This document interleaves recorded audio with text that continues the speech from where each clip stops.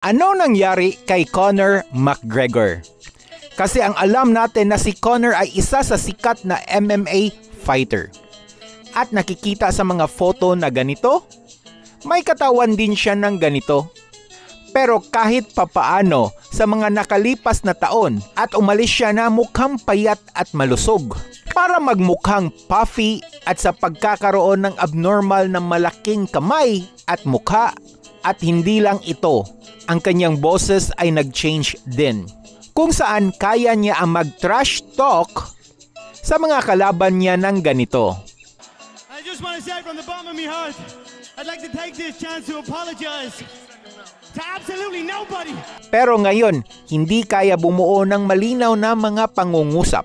Hindi niya nakukuha sa pagtaba o paglasing at sa totoo lang, sa parehong interview ay hindi siya nakainom kahit konti at matino siya. Ano kaya nangyari kay Conor McGregor? At ano kaya ang cause nito na nangmukha siyang ganito at magsalita siya ng ganito? At paano siya nagbago sa loob ng 2 taon lang? Para sagutin ang lahat ng tanong, kailangan natin mag-rewind sa nakalipas na 2 taon sa 2021. May away siya sa kanyang fellow athlete, pero may nangyari.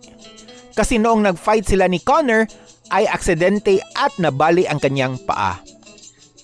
At pinadala siya sa ospital. Pero buti na lang pagkatapos ng kanyang surgery, ayos naman siya at kailangan lang niyang magpahinga. Pero kahit sinabi ni Conor, ang kanyang mga tagahanga, alalaban siya ulit pero hindi ito nangyari. Sa halip, sa susunod na taon, ay hindi naman siya lumaban at ang kanyang looks ay nagbago. Nagumpisa siya na magmukhang namamaga at may mapupungay na braso at kamay. Ang kanyang mga balat ay namumula at ang kanyang mukha ay nagiging mataba.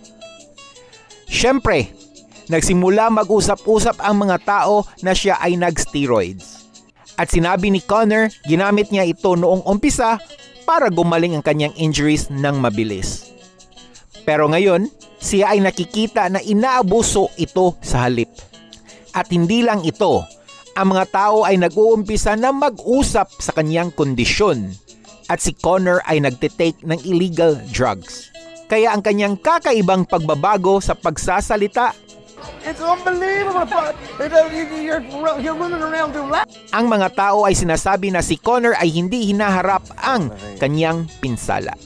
At ang kanyang oras na nagpapahinga siya mula sa fight game, sa ngayon, usap-usapan si Conor na lalaban sa 2023 pero hindi ito nangyari dahil hindi pa nagpapadrug test siya.